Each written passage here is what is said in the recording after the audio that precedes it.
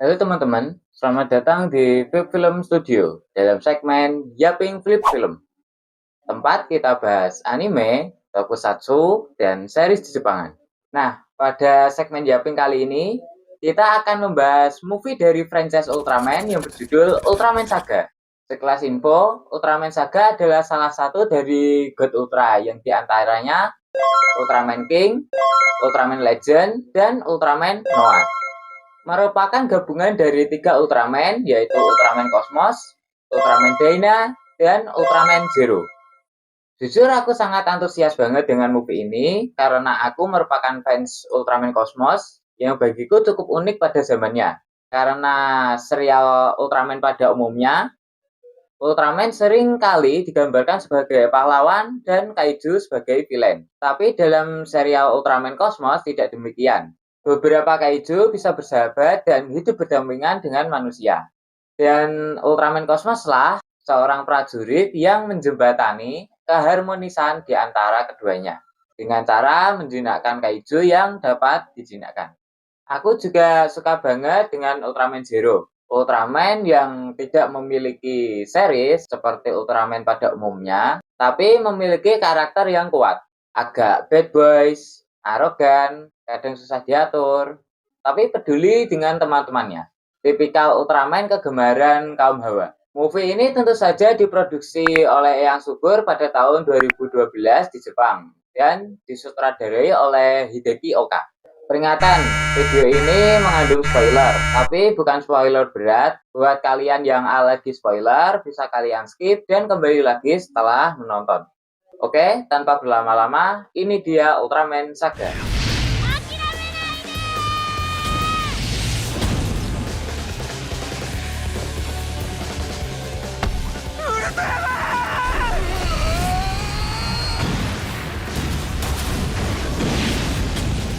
Ultraman Saga.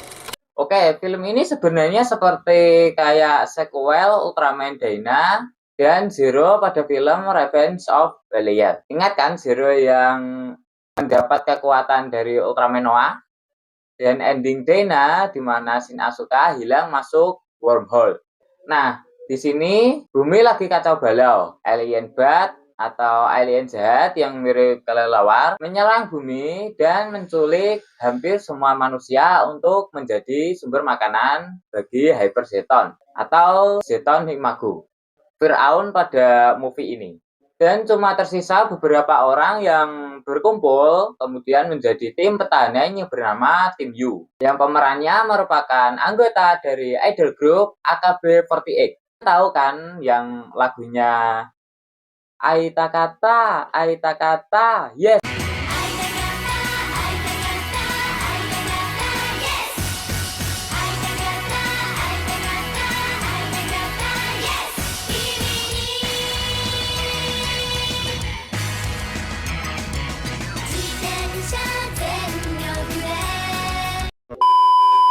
Tim Yu tinggal di sebuah bangkar bersama anak kecil yang orang tuanya hilang karena diculik oleh alien bat.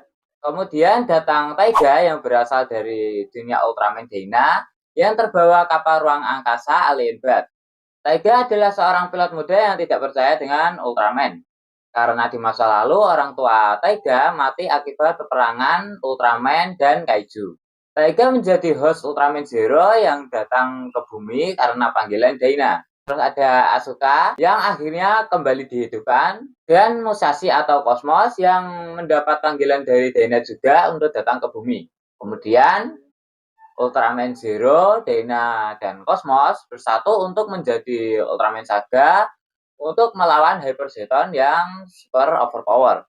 Secara tema masih seperti series atau film Ultraman pada umumnya, yaitu persahabatan, pantang menyerah, dan harapan. Oke, kita bahas tokoh utama yang bernama Taiga yang diperankan oleh Daigo, seorang laki-laki yang tak sengaja masuk ke bumi karena terbawa pesawat alien bat. Kemudian menjadi human host Ultraman Zero di saat Taiga berada pada ujung kematian karena mencoba menyelamatkan anak kecil. Taiga dalam film ini ditampakkan sebagai seorang yang tidak mempercayai Ultraman. disebabkan ibunya yang mati karena pertempuran Ultraman Dyna dan Kaiju saat Taiga masih kecil. Kendati pun tidak mempercayai Ultraman, sombong, tengil, tapi di satu sisi Taiga memiliki keinginan untuk membantu sesama manusia.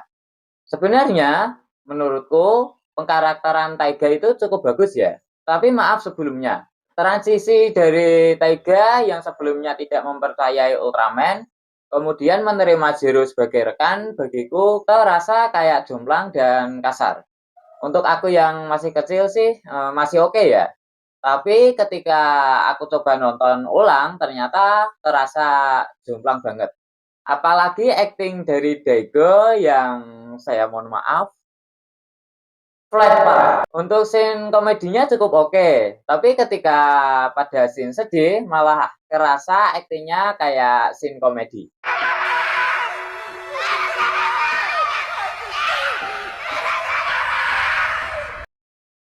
Untuk pengkarakteran Shin Asuka dan Hirano Musashi di sini nggak terlalu ditonjolkan ya, karena film ini ditujukan untuk para fans, jadi pengenalan tentang Ultraman Cosmos dan Dyna cuma diberikan informasi sekilas dari cerita Musashi tentang planet Juran dan narasi Ultraman Zero tentang Cosmos. Begitupun dengan Dyna yang cuma diberikan informasi pada scene pengenalan Taiga, dan kedekatan Shin Asuka dengan warga bumi cuma dibuat montage mulai dari awal pertemuan sampai akhirnya dikalahkan oleh Hyper Zeton. Yep, dalam film ini Shin Asuka dan Musashi kerasa kayak NPC. Ceritanya terfokus pada hubungan Taiga dengan Zero dan juga tim Yu. Kita ngomongin tim Yu yang diperankan oleh AKB48. Sekumpulan gadis yang masih tersisa di bumi yang memutuskan untuk berpura-pura menjadi tim pelindung bumi karena anak-anak yang datang kepada mereka untuk meminta pertolongan. Secara acting ada beberapa yang terasa flat ketika dialog. Tapi aku bisa memaklumi karena latar belakang mereka yang merupakan seorang idol, bukan aktor. Tapi aku mau mengapresiasi acting dari ketua tim Yu, Sawa, dan juga Risa. Di sini bisa dibilang cukup oke lah, mengingat latar belakang mereka yang merupakan seorang idol. Oh ya, fun fact, Sawa ini yang kelak akan menjadi ketua di series Ultraman Decker. Kalau ngomongin tema sebenarnya juga agak klise, dan aku juga nggak akan bahas banyak. Masih ngomongin tentang harapan, keberanian, dan persahabatan. Tapi yang bikin film ini menjadi salah satu film yang aku suka selain aku fans Cosmos dan Zero, yaitu pembangunan dunianya kerasa emang kayak udah nggak ada harapan gitu. Kita diberikan fokus ke manusia, bukan Ultraman. Dan aku justru mengandai jika ceritanya fokus ke Ultraman, baik Zero, Dyna, maupun Cosmos. Mungkin kesan keputusasaan dan nuansa emosionalnya berkurang bahkan nggak dapat sama sekali. Oke, kita masuk ke bagian yang aku tunggu, yaitu sinematografi. Berbeda dengan seri Ultraman TV yang cenderung terang dan flat, Ultraman Saga memiliki tone visual yang lebih sinematik dan muram. Didominasi warna abu-abu, biru dingin, dan coklat kusam. Langit sering terlihat mendung, minim warna cerah di lingkungan manusia. Ini menegaskan bahwa dunia pada film ini adalah dunia tanpa harapan. Shot yang ditunjukkan pada film ini lebih dominan pada manusia daripada Ultraman, sehingga kita dapat merasakan bagaimana keputusasaan dari setiap manusia-manusia yang tersisa. Bahkan ketika scene fighting Ultraman Saga dan Hyper Zeton, kita diberikan point of view dari manusia yang melihat Ultraman di kejauhan. Pada shoot dialog manusia dengan alien bat, manusia di-shoot menggunakan High Angel yang memberikan nuansa rendah dan lemah. Kalau ini sebenarnya set yang sering digunakan pada series Ultraman juga film-film lain. Tapi ada set yang ikonik Ultraman banget. Kalian tahu nggak? Itu shot dari dalam gedung, kemudian cuma terlihat kaki Ultraman berjalan. Shot itu bagiku sangat memorable banget sih, karena di saat awal kemunculan Ultraman, pasti aku menjumpai shot tersebut. Pada awal kemunculan Hyper Zeton juga diberikan efek asap dengan cahaya dari belakang yang memberikan efek dramatis. Pertarungan Zeton dan Ultraman Saga juga dibuat dengan perpindahan kamera yang lambat dan cenderung statis, yang memberikan kesan pertarungan dari dua makhluk yang sama kuatnya. Desain dari Hyper Zeton juga keren banget. Biasanya aku nggak terlalu suka dengan desain kaiju, tapi kalau ini kayaknya beda deh. Desainnya bagus banget dan masih diberikan kayak lampu kelap-kelip gitu ala Zeton. Keren parah pokoknya. Apalagi desain Ultraman Saga yang keren parah dengan kepala yang dibuat bergerigi.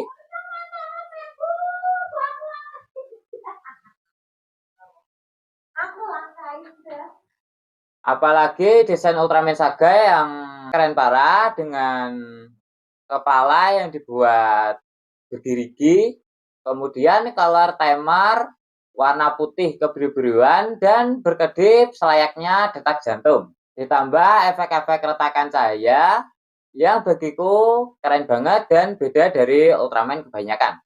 Untuk scene komedinya juga cukup lucu.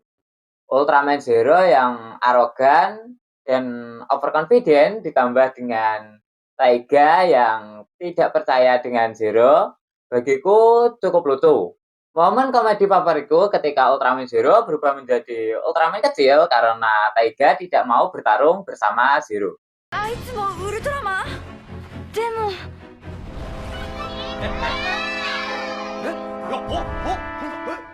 Untuk soundtrack menggunakan ending Ultraman Dena yang berjudul Kimi Dageo Mamoritai yang dibuat ulang. Buat fans Ultraman Dena mungkin akan akrab dengan lagu ini. Dan penempatan soundtrack juga bagiku pas banget. Ketika Risa bernyanyi, kemudian dikasih soundtrack versi akustik, ditambah montage Asuka bersama tim Yu. Mamma mia, satu.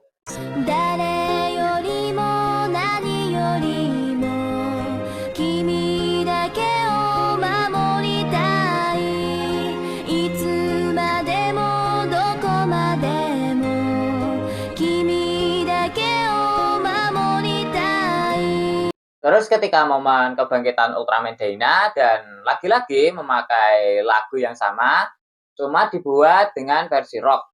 Membuat aku juga ikutan antusias dan bersemangat dengan kembalinya Ultraman Dyna.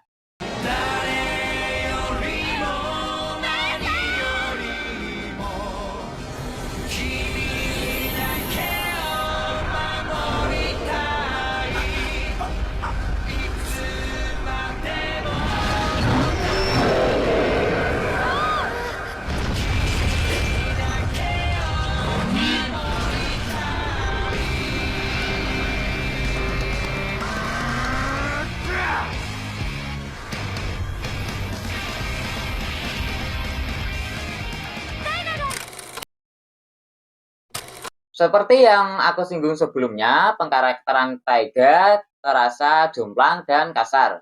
Juga akting Taiga dan tim Yu yang masih terasa kaku.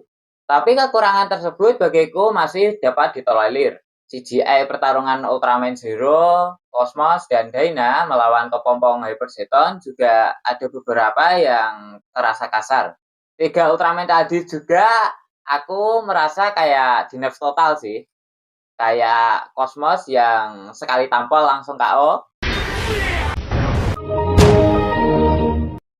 Tapi kita berdamai saja karena musuhnya kan Hyper Zeton. Tapi paling nggak munculin formnya yang lebih kuat kayak Corona atau Ellipse gitu.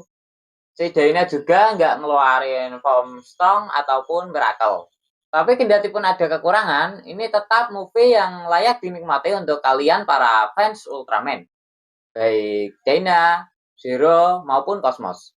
Buat kalian yang belum pernah nonton Ultraman, agar kalian lebih memahami filmnya, aku sarankan buat nonton series Ultraman Dyna, Cosmos, dan movie Ultraman Zero terlebih dahulu. Tapi kalau kalian pengen langsung nonton juga nggak apa-apa. Toh nanti di filmnya juga dikasih informasi kok mengenai Ultraman Cosmos dan Dyna. Oke, sekian video kali ini. Jika kalian kurang suka dan tidak sepakat dengan opiniku, kita bisa diskusi dalam kolom komentar.